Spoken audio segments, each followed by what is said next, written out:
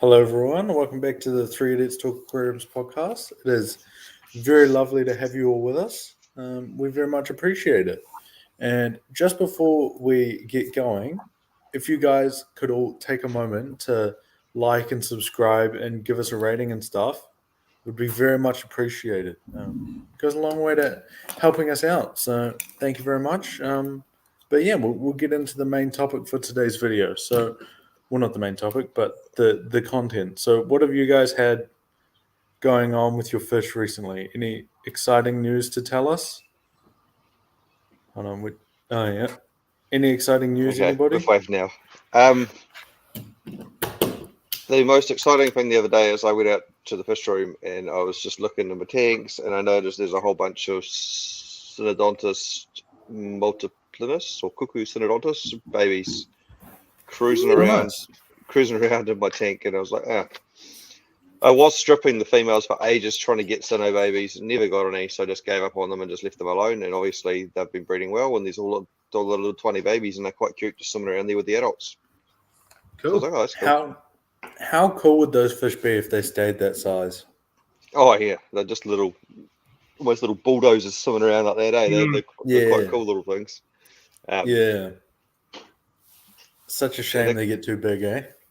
Yeah. So they're in with my Taiwan reefs at the moment, and I always thought they were crap hosts, and I was going to move them, but then, yeah. Now there's meddling with them. How total, many have you got? Yeah, roughly. Maltese, I've probably got about 20 or 30 adults out there. Oh, sorry, Fry. Fry, I don't know. I've seen 4 at one stage, so there's probably 6 or 8. Cool, awesome. I mean, nothing significant, but it's cool, you know. Yeah, because only you get 2 or 3 out of each mouthful, basically. Yeah. It depends. If you strip them early enough, because what happens is they do have quite a few fry, but they eat each other. So if you strip them early enough and you tumble them, and then you feed them at like day 3 or 4, you can actually raise heaps. But what happens is they eat all the suckler babies and they eat each other, and you end up with 2 or 3. But you could have like 20 if you'd taken them out. And it's like survival of the fittest. Yeah. Survival of the fittest, probably, I'd say. I knew they ate the stickler babies. I didn't realize that they ate their own kind in the mouth as well.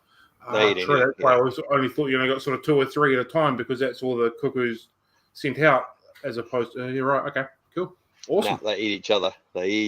So, see, that's what intentional cuckoos Synodontis breeders do, is they strip them as eggs and then essentially raise them and feed the crap out of them, so they actually have food and don't eat each other, and give them some space to get away from each other and stuff. So yeah, that was cool. I was like, yeah, that's awesome. Yeah, no, that's a cool little thing for sure. They're such cool fish. And I stripped some Tropheus icola as well, so that was cool as well, from the quality that I bought recently. Sounds good. At least they're a cool Tropheus. They are a cool Tropheus. I'm not 100% happy with the quality of these ones though, so I don't know. We'll just see what the fry came out like and see what a couple of generations does. But what's wrong with them? They're Tropheus. Well, they're just not black and yellow.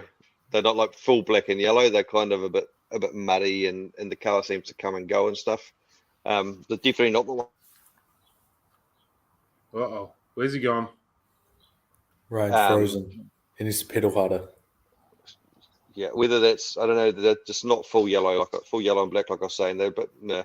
So I don't know if it's dominance based or the strain based or the way these ones have been raised, because I found when I raise fish myself, they come out a little bit better just from being in a consistent environment and food and stuff. So I don't know. What a humble guy. We'll just see. I don't know what it is, but they come out nicer than the first generation imported ones. The Chrome Dome broke the internet. Roasted. Who was that? Who was Facebook user? Or have we got 2? I have no idea. But yeah. Braxton. Cam finds us out. Matt Punnett. Matt. What our usual. Yeah, of course.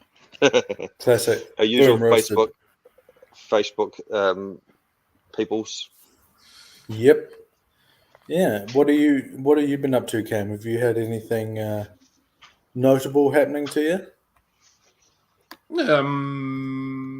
My keyhole spawned again yesterday. This might be like the 6th time, so hopefully I get a fry from it because I haven't got one yet. Oh, nice. I thought I'd seen a video of them with fry. No, not the keyholes. T-bars. T-bars is the one. Yeah, okay. Yeah, so this is the first time they've spawned on a rock. Every other time they've spawned on a crevice on a piece of wood. And sometimes when fish lay eggs, it's almost like a uniform line all the way, and they sort of go along. Mm-hmm. This one looks very, very similar to that. So hopefully it means a better result. But I've taken the rock out, put it in a container with some F-blue and some air. So hopefully tomorrow I might see some fry. The age-old angelfish method of raising fry, right? Yeah, that's the one that's angelfish. It just looks so uniform up and down. So we'll see how we go. Hopefully, fingers crossed, because I've had them for a long time. They've produced eggs many times, but I haven't got a single fry yet. And they've got to a point that I'm determined that I'm not going to give up on them. So, we'll see how we go this time around. Yeah, no, they're cool fishes for sure. Do you find they're very popular with customers and that, or not really?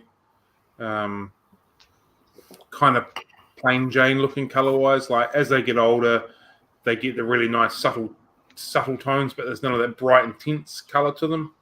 But I think they're really good entry level cichlid because they're relatively placid, but you get the sort of cichlid intrigue with them and how they behave and that kind of thing, if that makes sense.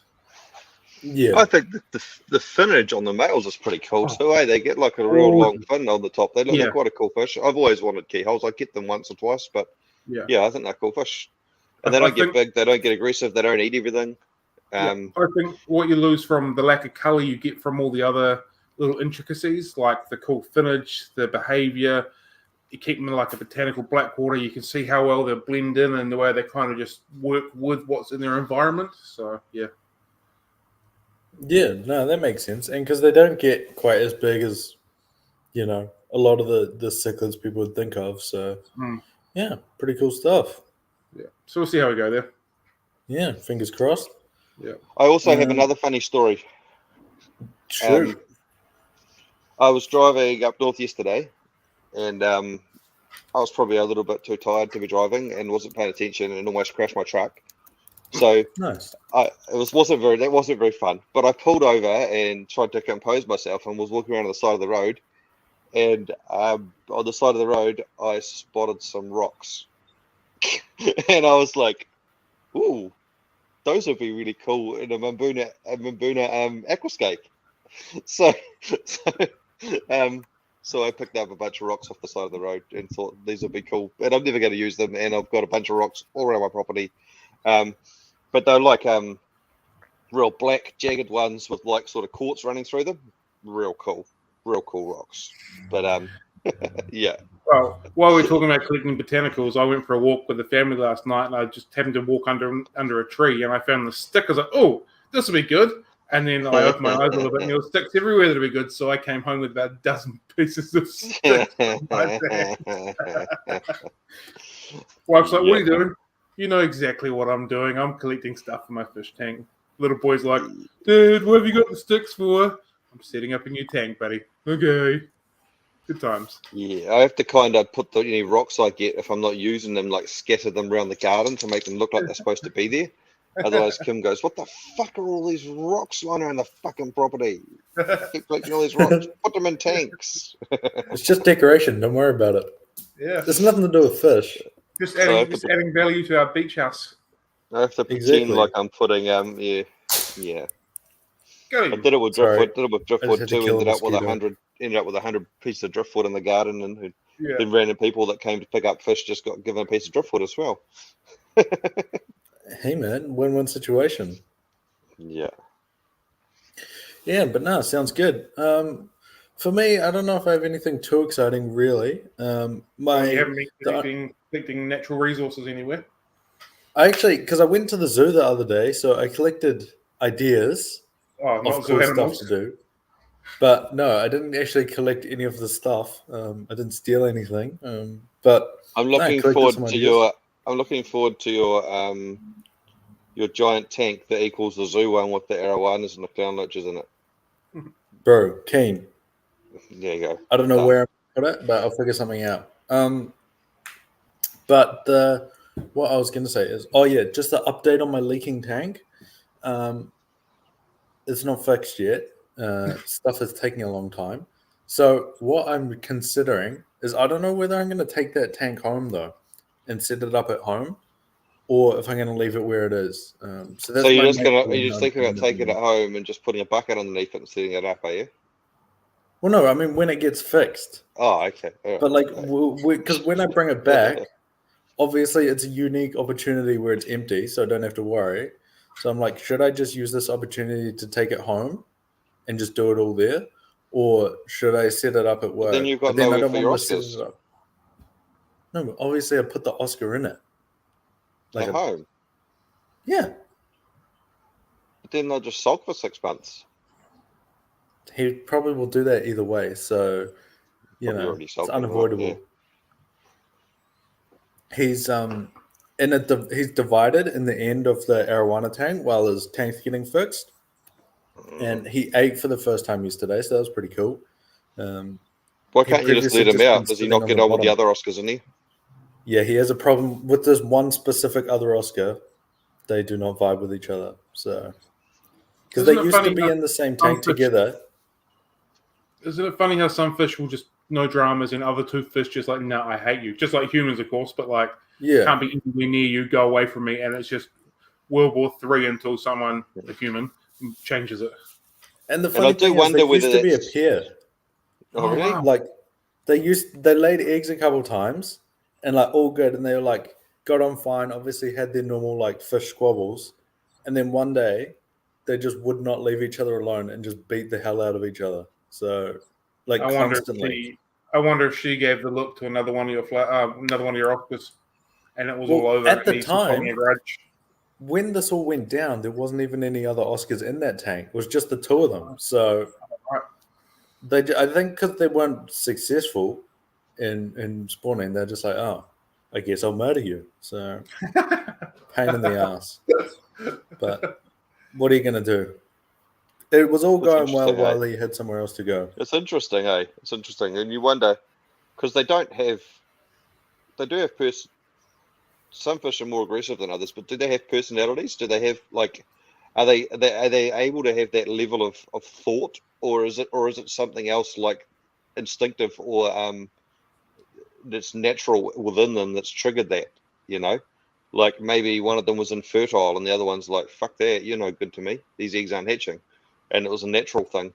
Chase it off and find another mate that's actually going to produce fry, So I don't know. I'll have to go ask them.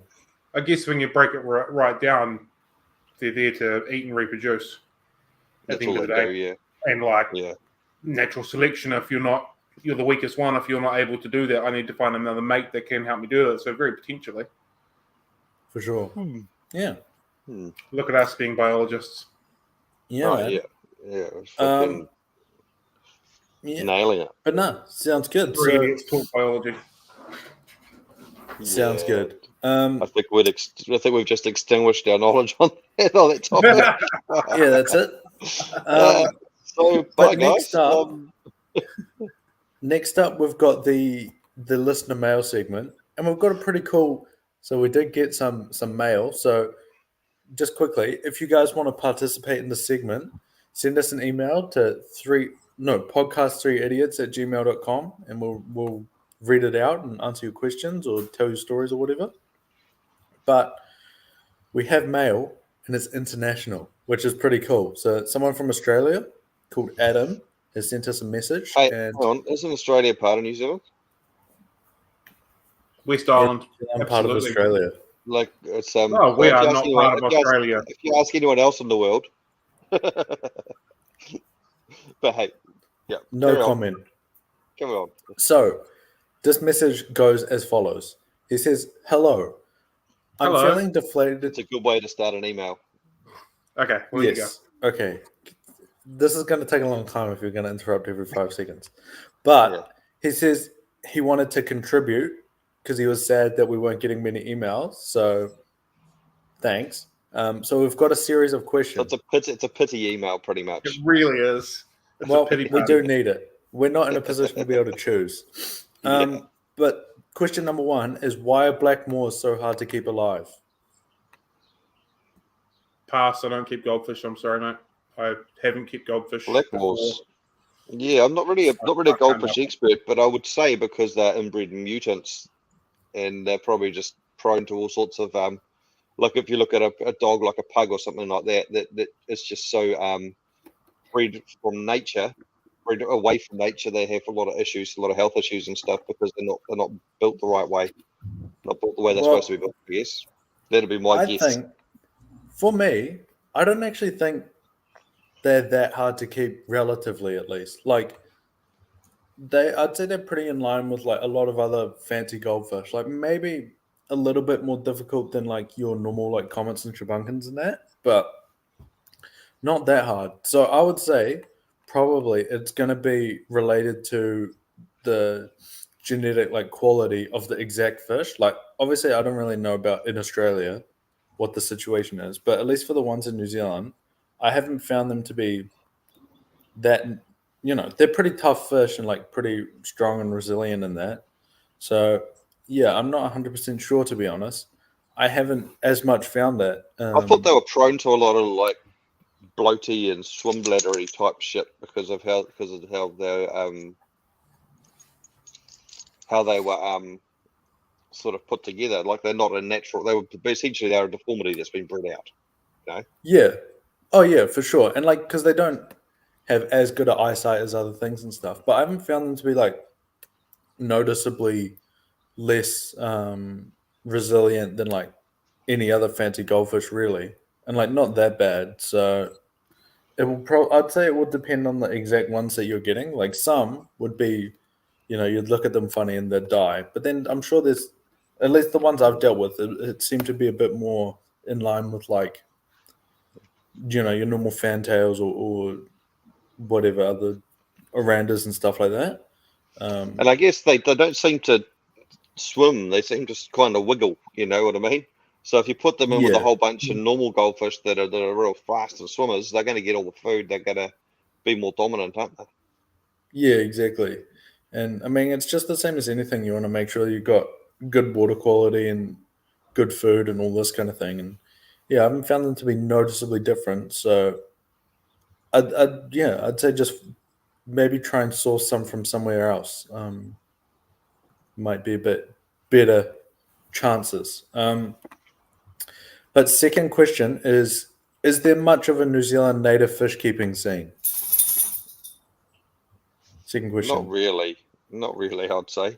People do keep them. Yeah. Oh, well, Cam's just commented from his other account, taking the piss. But yeah, for the native fish, not really. There is like there are people that keep them, definitely, but I guess that you'd probably say overall, and I don't want to offend any native fish keepers, our native fish are fairly bland. They're not very colourful, and they're also very difficult to keep in our aquariums because our aquariums get too warm. Yeah, I'd say the main hurdles probably would be the temperature. So like if you're wanting to keep a native tank, you need a chiller, really. Like even room temperature and that's going to be too hot because obviously if they're in a big stream or something, there's a lot more water that's not going to heat up as fast as even like a 400 litre tank in your house.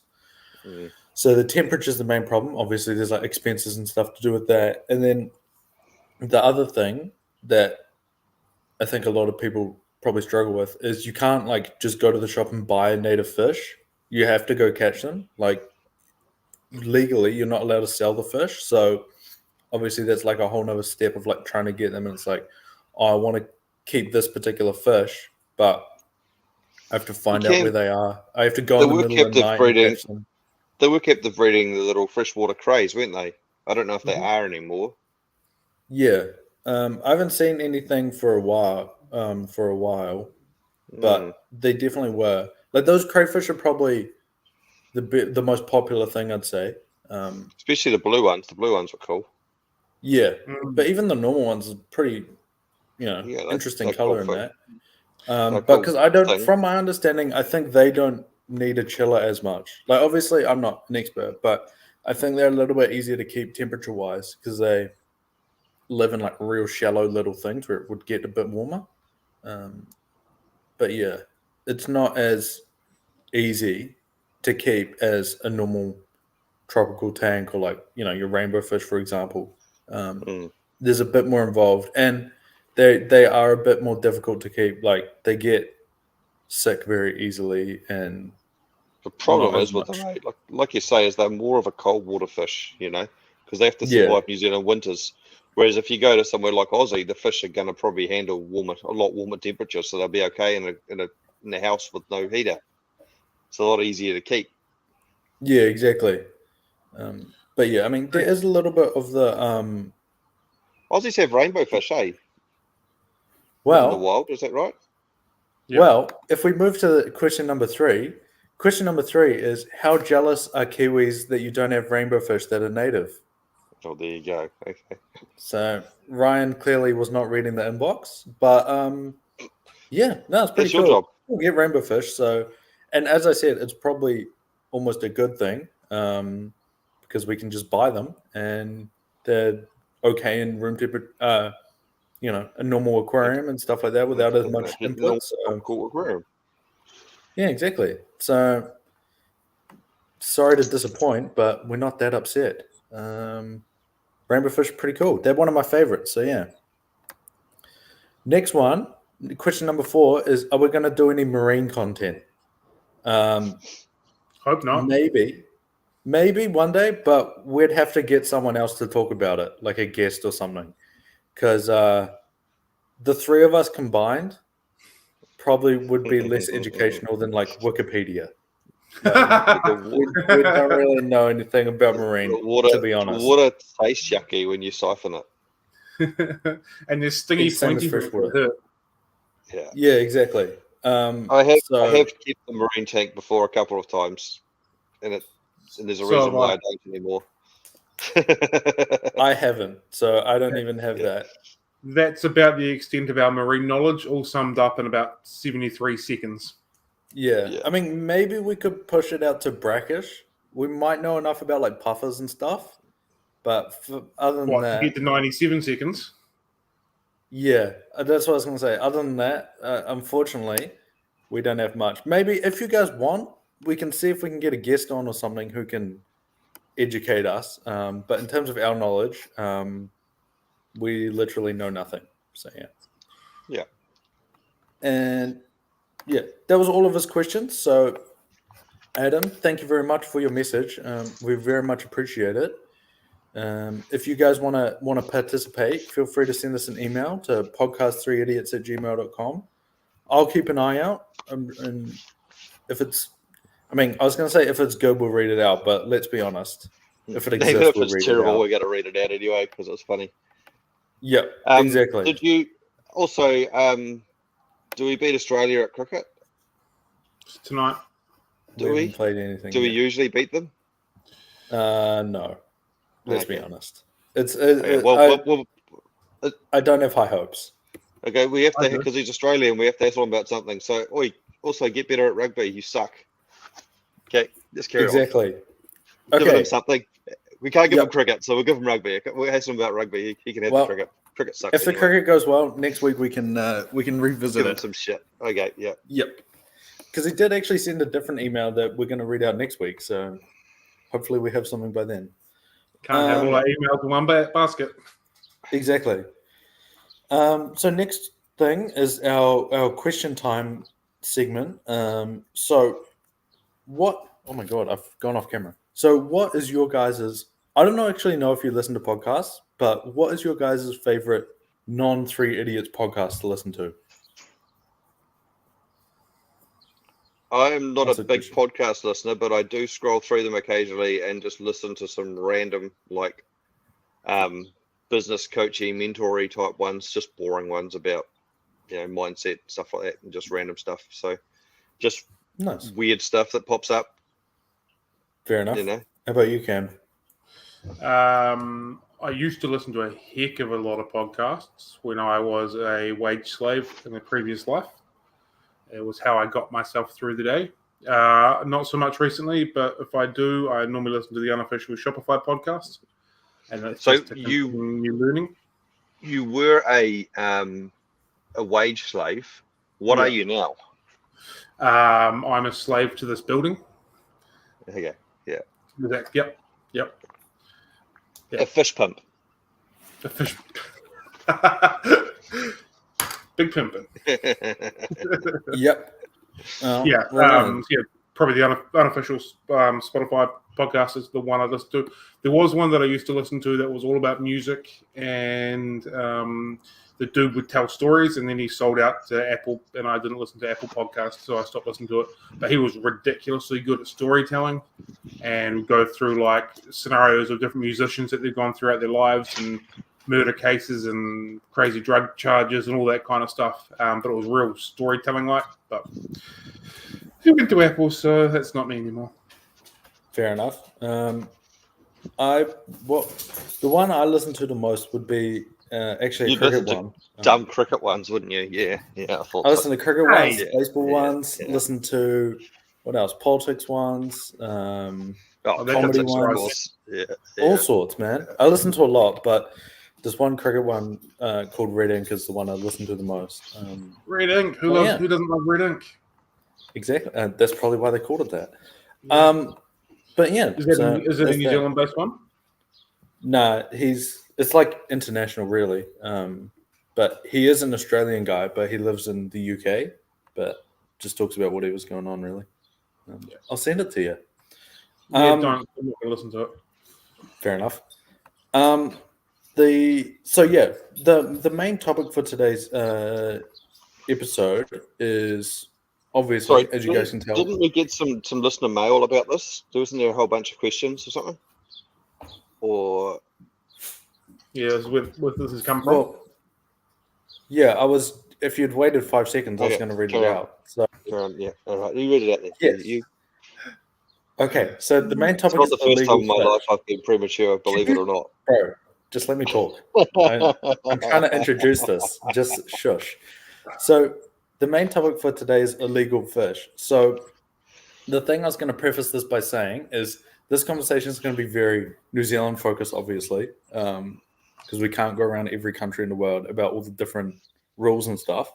But I think it'll probably be quite interesting for anyone, no matter, for Australian people, for Americans, whatever. The idea for this did come from one of you lovely people actually commented about it on the last episode on YouTube. Just the request, I guess you'd call it. So I would read out this from Nick's Equestrian 3721. I'll read this out so you guys get an idea of what we are thinking. So it goes like this. Topic idea, illegal imports. How do they happen? How often does it happen? What are the consequences of purchasing illegal fish? And why is it important or not important? Important. Well, I assume he was thinking about imports when he wrote this. She. My apologies. They. The next section goes on about, so I don't know if people will be aware, but I think it was like end of or middle of last year or even a bit earlier, there was a bunch of glowfish imported, which is illegal for New Zealand. We're not allowed glowfish, which is like little, I think there were black skirt tetras that get either dyed or tattooed or genetically modified to have It's the glow danios, I think, that keep coming in. Oh, well, there's like fish and they modify them to have these like fluorescent colors, but that is illegal in New Zealand. We're not allowed any genetically modified stuff. So just a little side. Do you know that they are a branded trademarked fish? I did know that. I did read that article. I Crazy, know where you read like that. they've branded or trademarked the glow fish from the work that they've done on them. That's nuts. Yeah. So they used jellyfish genes or something in the mate. Something on those lines. Yeah, I think so. Because like they have the fluorescent pigment or whatever, and they put them in. The science behind it, the whole thing. I'm not into, but the science behind it actually interests me. But I think the fish are dumb. Yeah, yeah. It's definitely an interesting process. Not that, like, if you put aside ethical concerns and stuff, which probably you shouldn't, but if you did, it is kind of crazy that we can do that. So I guess it's kind of crazy, side. but then also kind of like, should we do it? Because that's actually not cool. We definitely shouldn't that much, you know. And what's next? But are we going to have a Jurassic Park type thing take over or something? You know, hopefully. But then because that's not the only example. The other example that's raised here is like the alien bedders, which apparently is not allowed. I don't know that much about them, but apparently that's not allowed. But there is heaps of other stuff recently that's been imported that is illegal. Like there's been heaps of plecos, African cichlids, or stuff like that that's not allowed, or gray area kind of stuff, I guess.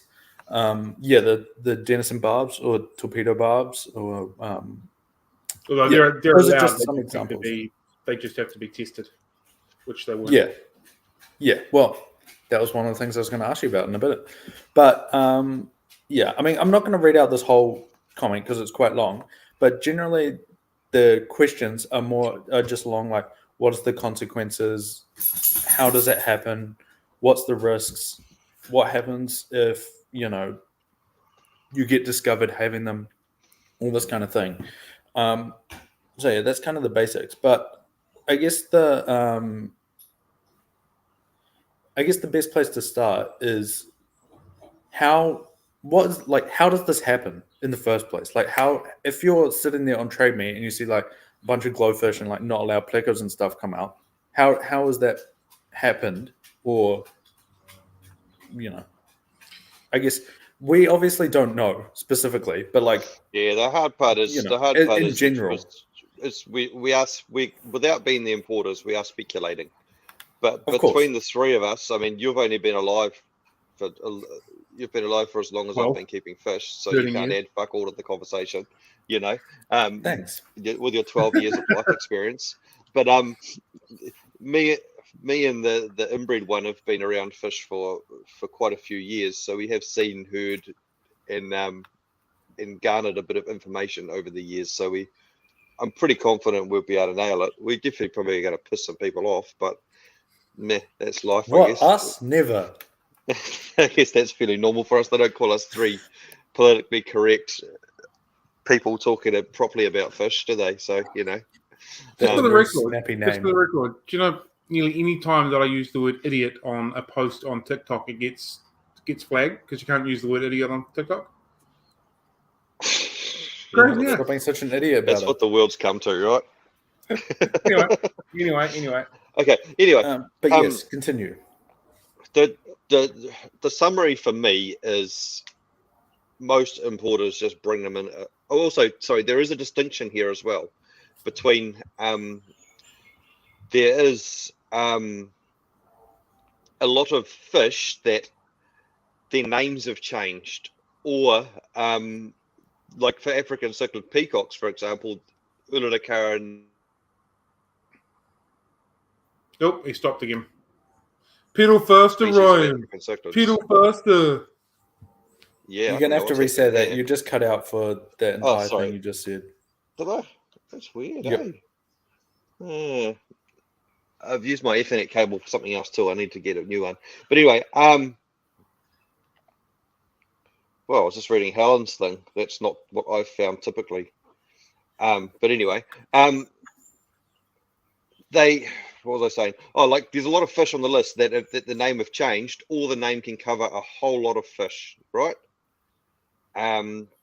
So African cichlids, for example, there's a whole bunch in there that are very generic names that a whole bunch of stuff can be imported under. So it is hard when the list hasn't kept up with the name changes as well. That's a problem as well. But there is stuff that is blatantly and illegally imported. And from what I can tell and what I've seen, there's pretty much almost no consequence to it. It's basically just a slap on the wrist and, oh, sorry, you made a mistake. So it seems to me like the benefit of them bringing them in and selling them and getting away with it and making money outweighs any potential risk from what I've seen. I've even heard of those people, the last people that bought in Glowfish got compensation from MEF for it. Because MEF destroyed them and apparently paid them out. This was the rumor that I heard on the street. So, like, not only did they bring illegal fish in, what's that?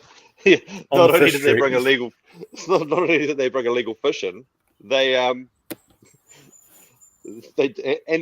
have done it intentionally, knowing what they were doing. But MEF said, "Oh, sorry." I'm not sure how that happened. I think that probably they submitted the list with them on there, and MEF approved the list. And because MEF approved the list and they came in, they gave them compensation for it. Is what I'm thinking happened. But because in theory, the way that it's supposed to work is like, you import the fish, whatever, and then they go to this what they call a transitional facility, which is like where they have to stay for like a month to make sure there's no illness and stuff. But what happens is a person from MPI, like a inspector, will come around and like inspect stuff. Well, what the first thing you have to do is you have to send the list to MEF. Hey, I'd like to import these fish, please. And then MEF reads through the list and goes, "Yep, sweet, you can import those fish." And then they show up at the airport, and at the airport, sitting on the tarmac there somewhere, an inspector from MPI will pull out all the bags straight out of the box with you and go, "These are your 12, this fish, tick them off the list. These are your 27, this fish, tick them off the list." And tick every single fish off, and then you bag them all, box them all up again, and take them home. Take them straight to the quarantine facility. Yeah. But and then once they're there, I can't remember how often it is, but the inspector will come and like inspect stuff and make sure. I think there's routine inspections they do like routinely, but they also do inspections randomly whenever they want to. Yeah, exactly. And obviously they're checking like, oh yeah, this thing is riddled with this disease. That's not good.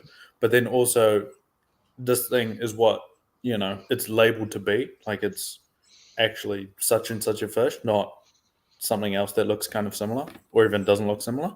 And I think from what I heard, that compensation was because it didn't get flagged and they just let them sell them, like, take them to market and that before anyone realized, oh, this is actually not allowed.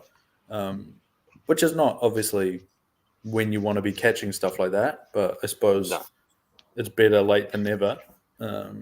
But yeah, it is one of the difficulties because I suppose the thing I was thinking about is like no one knows every single fish. Like if this was your job, Brian, you would have no idea how to tell between the million different types of plecos, for example. No, I'd be all right with the African cichlids and maybe some of the other fish, but if some random tetra came in that wasn't allowed or a barb that wasn't allowed, and it was very similar to a tiger barb or something, I wouldn't know the difference, or Cory. Yeah, exactly. Corydoras. Imagine the species of Corydoras that come in, all those hillstream loaches or bristlenoses, all that sort of stuff. There's so many different species of that stuff that technically aren't allowed, but even if you'd have to be an expert to know. So yeah, it'd be so hard to find. Surely you'd know the difference between a glowfish and a not glowfish. That one's easy, but yeah. That's the bit that bugs me the most. Like, at what point did the importer go, I'm not allowed these because everyone knows you're not allowed genetically modified stuff or whatever it is in New Zealand. I'll still give it a go. At what point did the list get read and go, these are okay? At what point did they get looked at and go, no, these are still okay? Like, that is a massive fuck up on colossal terms by some bodies. Yeah. And that's the bit it's a second. The funny thing is, the second time it's happened. Yeah. I had glow Danios. I can totally understand how something slips through. This is being imported as a snowball pleco. It's black with white spots. Looks about right to me. And there's 10 other different varieties that it could be. I get that. But yeah, that one, to say I lost sleep over it would be a lie, but it still bugs me. The thing is with that kind of thing is like on the obviously I don't know, but I'd imagine on the list it would just say whatever type of Danio or Tetra or whatever had the glow stuff applied, like the glow pigment or whatever applied, and so it's one of those ones where, like, I guess technically it is that fish. I reckon what they did is they put in there the scientific name for Zebra Danio, and then put the scientific name, then maybe put a common name next to it, like a Glow Danio or something like that. And because they checked the scientific name, and they would have gone, oh, yep, scientific name's correct, sweet as, I reckon that's what happened. And yeah, but that's obviously still something that should be caught, because like here, it doesn't show your name, but Facebook user has put this here, which is kind of what I guess I was trying to say is like probably, but that should still get caught because they do like, the inspections and that. Because like even what you're saying at the airport, maybe the fish are all washed out and they're just like grey and you can't really tell. How can you identify fish in a bag? Yeah, it's like whatever. What maybe you like if it's like super obvious, you'll probably see, but like otherwise, it'll just be like a little grey fish. So like, who knows? You've got like you've got an importer here who spent X tens of thousands of dollars on these fish and got them shipped halfway across the world, just wanting to get them bagged and get them home so they don't die. Half of them will be dead. Some will be dead. They'll be the water will probably be blue. You might be under the lights at the airport with some sort of warehouse or whatever. You're not going to be able to tell anything. The bags are round, and like it's just exactly. It's so not, that's what should be caught. At least if it's not caught earlier, there's the opportunity for the inspectors to like go around and like look at them once they've like settled in and like eaten some food and like colored up a little bit at least, so that they actually look more or less like what they are. So that's kind of one of those ones like if it doesn't get caught originally, there's opportunities for it to be, seen later on down the line.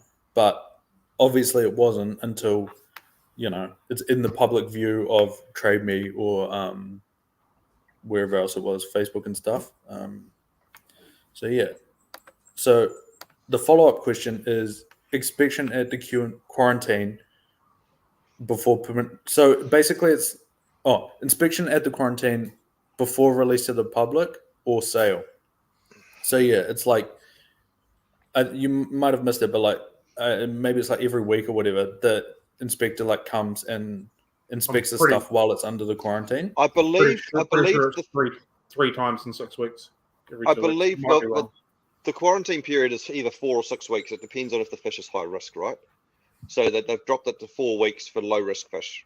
So things like guppies and rams and things and guamis and things like that are known to carry like iridovirus or whatever it was, all that sort of stuff are higher risk fish, so they've got to be quarantined for longer.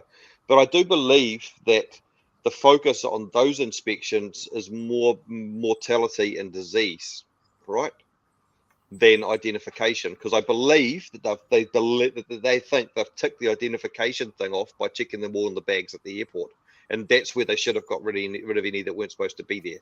I believe that's the process. Yeah, but I mean, obviously they should still be looking at that. They should still be looking at that, right? But like I can even understand for like the alien betta example is like you might not know the difference, but like clifffish is not exactly hiding itself from like you'd see that and you'd be like, what in the hell's going on there? Even know the difference. But the thing is, I don't know anything about MPI because I haven't worked for them, but I have worked for other government organisations, and I've seen often the right person doesn't go to the right job. They often just advertise a job. Who wants to go to Auckland and be a biosecurity officer for fish? Oh yeah, cool. Just go up there. They don't know anything about fish. They don't really give a shit about fish, but they're just a biosecurity officer. You've got to be a vet, be a minimum to be a biosecurity for live animals.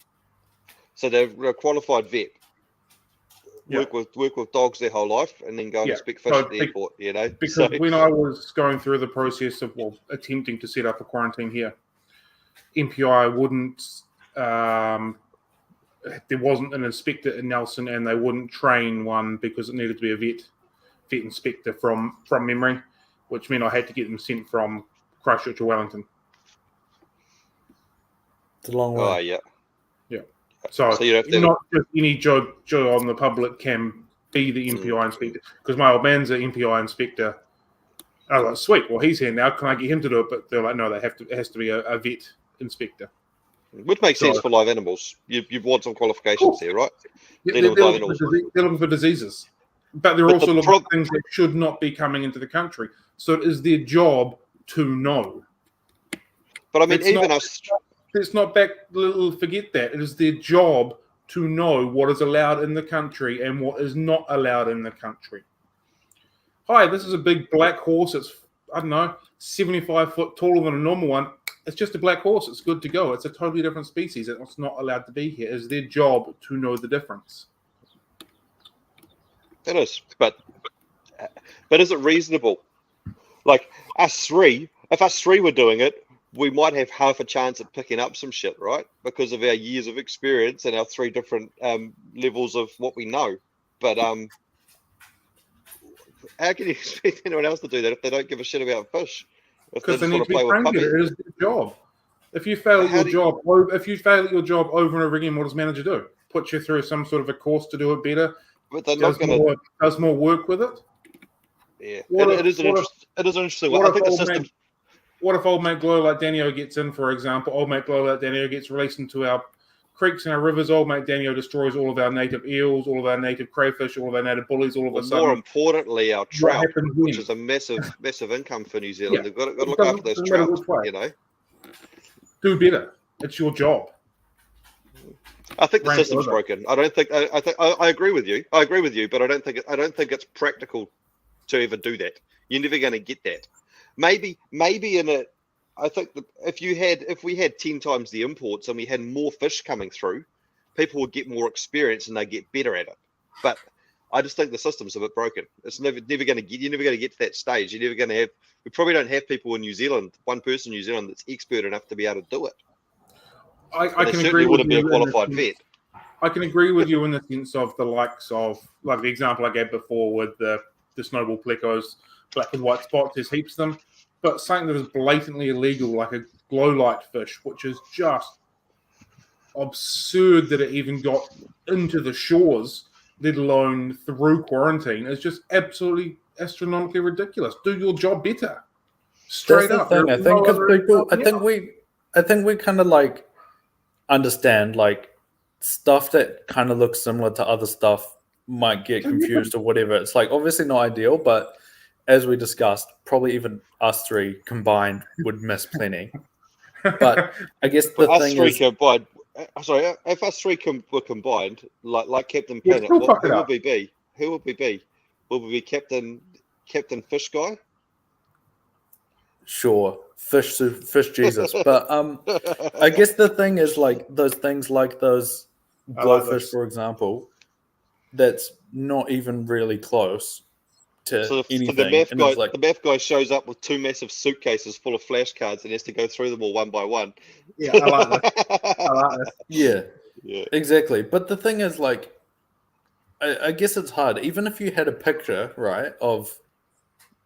See, now I can't think... Like, a pleco, and you're looking at this other pleco, some of the differences are so small you're not going to be able to tell. So I guess that's not the major... I mean, it's obviously a problem, but... Especially when they're not mature. Fish change as they get bigger. Like, I get that aspect of it. And it wouldn't work for an African cichlid because you get a picture of a nice coloured up male and then you look at this thing in a bag. You've got a real stressed out little tiny female. It's a different thing. Thomas, we don't want them here, mate. You're getting really excited. He's getting really excited over getting glow cories, eh? Yeah. But, yeah. So that's the, I guess... I've got an idea you'll probably all agree with. We should probably go to a blacklist system rather than a whitelist system. And I think we all agree with that, is rather than saying these fish are allowed, why don't we say these fish are not allowed? And then it's probably going to be a much smaller list that they need to learn. They know they're just looking for the bad ones and anything else is allowed. So it'll be stuff that are on CITES lists or stuff that are known to carry lots of diseases or stuff that could survive in our environment that wouldn't be allowed. You know? Yeah, exactly. It is. I don't know the right answer, but I think the general thing is like I believe, because Yeah, that makes sense. So I guess moving on from the whole glowfish section, what would you say? Well, I think you mentioned it before, Cam, with the torpedo barbs. What is basically what were you talking about there with the whole testing thing? What do you mean? Okay, so from my understanding, there's some fish that are allowed to be in, but in the country, torpedo barbs being one of them. But they have to go through. Are they? Yeah, they have to go through some rigorous testing to make sure they're not carrying XYZ disease. Like lab testing, you mean? No. Yeah, and so from my understanding, it'll be the 6-week quarantine period, right? Yeah, plus tests and stuff. I thought that all water fish were 6 weeks regardless. No, anyway. They changed it about maybe 10 years ago to 4 weeks for low risk ones. Okay. Anyway, so they weren't the ones that came through didn't get tested. Then they got sent out to shops and sold to the public and stuff like that. So there is definitely fish that are allowed that have just go through more testing. Zebra Danio is one of them as well, I believe. Which is why they don't. In entirety. I haven't checked, but I thought they were removed in their entirety. I don't know. They were high risk for ages, but again, it doesn't matter. It's a moot point. But anyway, you carry on with what you go. Yeah. So like to test a batch of Zebra Danios makes it uneconomical to bring them in. Was what my understanding.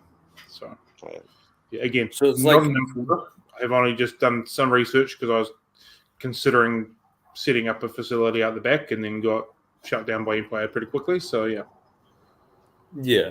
So it's like pretty much one of those ones where it's maybe not technically illegal to bring them in, but it's like illegal by default, basically, because it's just so uneconomical. Where they basically made them illegal by making it so expensive.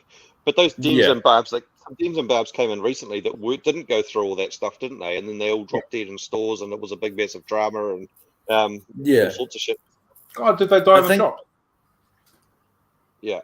I heard a lot of shops had just like the entire lot just dropped dead for no apparent reason. Probably because they weren't tested for a disease that they were carrying, maybe? Hey-o! Exactly. Because then I think MPI clawed them back. Sorry for any retailer that got caught up in that. That wasn't an appropriate joke, and I apologise for my actions.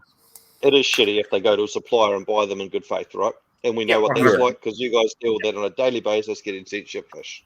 That is what it is. I suppose there's a difference between like, trying to sell good fish and something going wrong, and just like straight up not testing something that needs to get tested, and then, just forgetting about it. But that's one, because I think then MPI went and clawed them back and like got them, all the shops that had them and like all the people who the shops had sold them to, as far as people, traceable people, went and like took them back and I think destroyed the lot actually in the end. Which is obviously not good.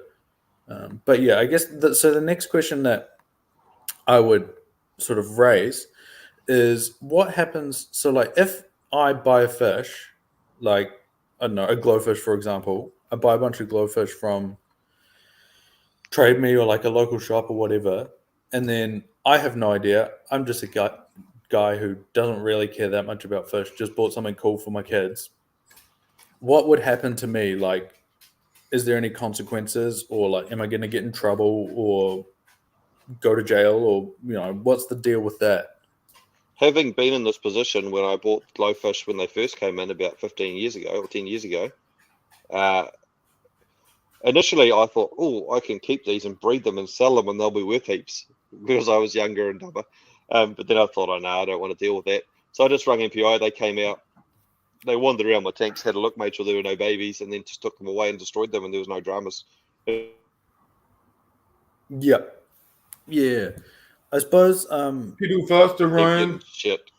Is that? Is he still talking? Oh, sorry, did I die? Yeah, you keep going. Start again, I mean. Sorry, I bought glowfish about 15 years ago, or 10 years ago maybe, when they first came in. And the whole palaver wasn't there, and I thought they were cool. And then it all went down, and they were still all over the internet saying you've got to surrender these fish and stuff. And initially I thought, maybe I'll keep these and breed them. That'll be cool. And then I thought, no, that's actually dumb because I'll get caught and then get in lots of trouble, and it's just stupid and they're actually dumb fish. So I rang MPI and they came out and took them away, basically. They took your tanks and stuff and they destroy them. Did Did they take your tanks, did you say? They took the fish, just those fish. Just the fish. Yeah. And they checked my tanks, like they went looked through. I could tell they had no idea what they were looking at. They're like, "Oh, those are cool. Those are cool," and they were pointing at like just random fish that weren't that cool.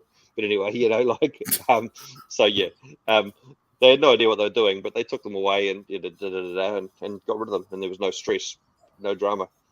If you're buying them, if you were buying them, breeding them, selling them, then you'd probably get in trouble. But from what I've found, from the things that I know for sure that have happened and people have been caught doing, there's no real punishments. Helen put up a post where she said someone bought some plants and then got sent to jail, which is not typical from what I've seen and heard. But that's a different thing altogether, though. Well, that's what I was going to say. Is from what I've heard and my understanding in that, plants is treated way more seriously than fish. Like, so someone we know who, I won't say their name, but got caught with a bunch of plants that was illegal, but they Cannabis didn't. Plants? You what? Sorry. Cannabis plants? No, it was. I can't remember what it was, but it was some illegal plant, and they got caught with it. And MPI came and like took it all away and like took all the filters from the tanks that it was attached, that it was in. And then they had to chlorine bomb all the tanks and like kill all the fish that was in the tanks.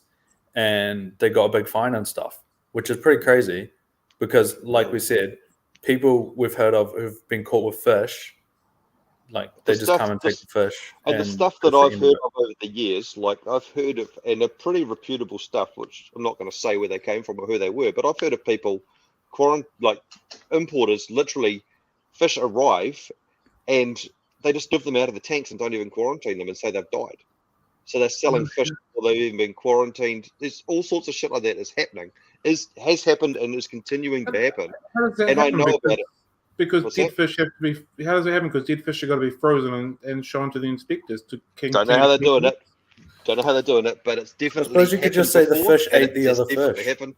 Yeah, or they jumped out, or whatever you say, or they lost them, whatever. There must be some sort of mortality thing or whatever that they can use. But I know for from the sources that I've had and the people that I've talked to, I'm 99.9% sure that it definitely happened and probably will continue to happen. Because like even you hear stories about like going from the airport to the quarantine facility, people just like pulling over on the side of the road and like offloading them to someone else. Like I think that's a bit older. Like now I know they seal the doors of the car with like, tape, like a special tape. And it's like, the seal is broken. Don't open. You get on a jar or whatever. Seal all the boxes and shit like that. Yeah. But like shit happens. I think a lot of the, like from what I've gathered from this conversation is a lot of it is just on the honors system, which seems like a very risky thing to do.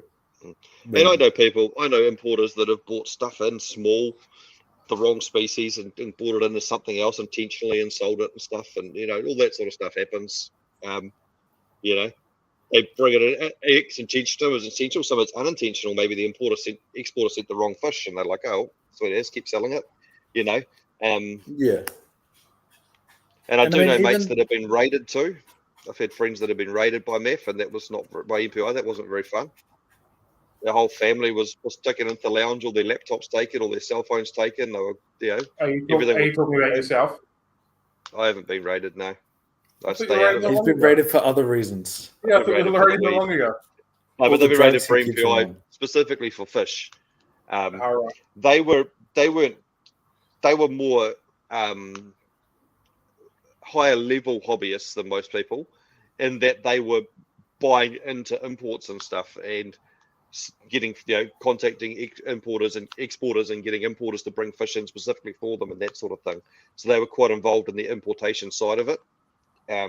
So that's why they got raided to that level, and they did have illegal stuff that they bought in that was taken, but there were no further consequences. Yeah, for sure. I mean, because there is a lot of crazy stories you hear that's like, obviously don't know if this is true or not, but like, even if like 1% of these stories is true, it's a pretty big problem. Like, you hear stories about like people meeting boats in the middle bird of barn. the ocean. The bird barn in Henderson used to do that sort of shit, apparently, with birds and fish and reptiles. Used to bring them into offshore boats and stuff like that and smuggle them in and that. Many years ago. They're clean now, I believe. But yeah. It's like all sorts of different stuff like that happens. And it's like, even if 1% of it's true, that's enough to be problematic. But what do you do about it, I guess, is the thing. As I said, from the sounds of it, it sounds like plants is treated much more seriously, I guess, than the fish side of things. So the thing that I find really interesting about the plants is I'm on a couple of Facebook groups for like exotic fruit type plants, because I was looking for different trees that I could possibly grow to take the leaves for aquariums. Anyway, long story short, the amount of people that posted that they have managed to get X, Y, Z seeds in through MPI, no worries, or little seedlings in, no worries. It is absolutely insane what other things get through with no real dramas, or what's legally allowed to even come in via just a general human being, compared to what isn't allowed to come in to go into aquarium, which arguably is a closed water system. I know that if things get out tipped in the riverway, we're in trouble, but equally that can be the same said for like if a tree gets planted and then it pollinates itself, and then all of a sudden there's more of them coming through. Also, the lists themselves are actually bloody ridiculous, right? For fish, especially, like a lot of the stuff that's not allowed and illegal is actually not a risk at all to the country. Like, African cichlids, you can bring in something that lives right next to something else in the wild, and you can't bring the other one in. So a lot of, we're not saying we agree with the list necessarily. Some of them we agree with. Blowfish, I think we categorically agree with, are dumb and shouldn't be here, shouldn't even exist. Tattooed fish, CITES fish, all that sort of stuff shouldn't be here. But yeah, it's interesting. What is the answer? Yeah, I think the thing is, like, obviously we might not agree with all the specific details in that, but it's one of those ones where it's like importing stuff that is illegal. Intentionally importing stuff. It's like intentional guppies. So you got to look at the intention, right? Yeah, exactly. But it's like one of those ones that's like, that doesn't mean that it's good, because obviously, just making fish keepers like the enemy is obviously just bad for the hobby in general. It just means there's like more hurdles and more costs and more problems. Yeah, well, I mean, if you look at it like you see government up there, and they see there's a very tiny amount of fish keepers in New Zealand, and they keep seeing all these biosecurity incursions by fish keepers, right? By this very small tropical fish industry, so that eventually they're going to get sick of it and shut it down, or make it harder, or put more hoops in the way, because they're like, this is too much of a risk to our country. Because some dumb people, and I've seen it before with a lot of them are slash and burn sort of importers too. They show up for like 3 or 4 years to make some money, then they get sick of it, or they get kicked, they lose their license, and they do so much damage to the ones that are actually doing it properly and trying to, and hobbyists that just want to keep some pretty fish in their little glass boxes. It's amazing. And you could also understand from the government's point of view why they would say that and do that, because from the outside looking in, it looks dangerous and high risk. Exactly. Like I think if it was if this kind of stuff was going on with like some other industry, all of us would be like, yeah, that's crazy. It's like so little reward for such high risk. It's not worth it, shut it down. That's the end, makes sense. But it is, I guess, problematic for us, obviously, because we like fish, but not everyone does, or not everyone cares or has an opinion, So yeah, it is, and we've got to be really careful of what we do. And I guess to the average person that's keeping fish, generally, if you buy something from an aquarium shop, you're probably not going to get in trouble. So I wouldn't stress too much about it. Like unless you're intentionally doing something, you're probably fine. Yeah, like if you're just one person and you buy something you didn't know, no one's gonna put you in jail or anything. But if you import, 10,000 illegal things and you know about it, I mean, even then probably no one's going to do anything, but they should do something probably. And potentially, I think that the problem with a lot of this is proving intent. And I think that a lot of the importers, so the people that are doing this, are very smart, and they potentially know the people that are sending their fish. So they get them to write the right things on the packaging and stuff, and say, "Oh, there was just a mix-up. I'm sorry." If they get caught, I didn't know about it, and they make sure there's no paper trail to prove make sure there's no paper trail to prove that they knew what they were doing. But the other thing as well is accidents would happen anyway. Stuff would get mixed up or that. So it's like you probably don't want to punish people for like making a genuine mistake on the one side, but obviously that's a system that can be exploited. Calvus aren't supposed to be here, according to the import list, but they've always been here. They've been here for the last however many years, and the ones that have got here, who knows where they came from? Maybe they're surviving from old stock, or maybe they got accidentally imported as compressor seps. Who knows? But but they're here. They've always been here, and the ones that we've got are presumably survivors from the old stock. Yeah, exactly. Do we need to make a wee disclaimer here that none of us work in this industry, and there are still some of the companies are still doing really good things, and we might be talking about 100%. It's a minority, definitely.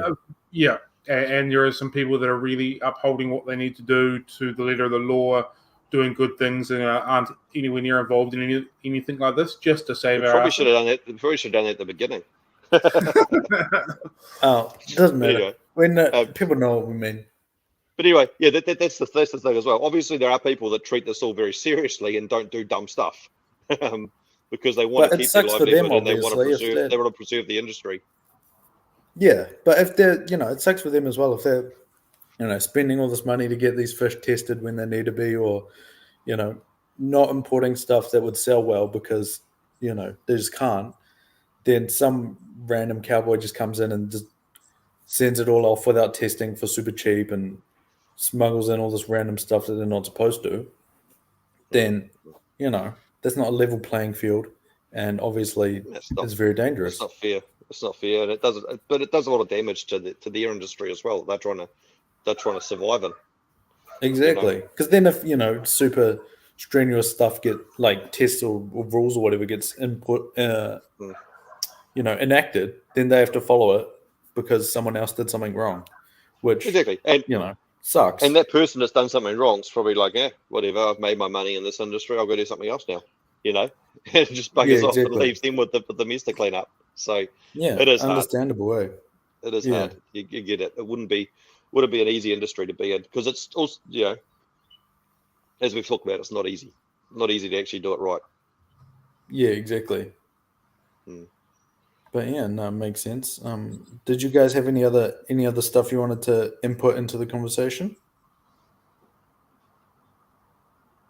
So there's some good stuff in the chat, but I don't think we can go through it all at the moment. But but no, it seems like people have a lot of stories and a lot of things they want to tell about this kind of topic. So it's good to hear. You guys obviously can drop your other thoughts down below in the comments if you're watching this on a replay.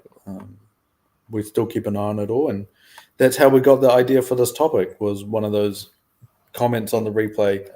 And we could revisit this if any more information or any more specific questions come to light. So you can always email us at whatever the email address is that I don't know. Yep. Well, it's podcast3idiots@gmail.com. But I mean, if you or if there's any other angle or whatever you want us to tackle, let us know and we'll give it a go. At the very least.